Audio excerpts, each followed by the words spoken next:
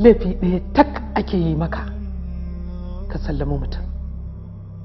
Suna jin daɗi, suna yin walwala, suna yin abin da suke so, suna zuwa inda suke so a lokacin da suke so. Ni kuma saboda suna gani sai na nemi taimakon wani. Me yasa kake so ka saka kanka a hurumin da ba naka ba? Kar ka manta ba, musaki ne kai. Kana ganin zaka iya ja da mai lafiya? Wannan shine dalilin da yasa kika ga ina zubar da hawaye.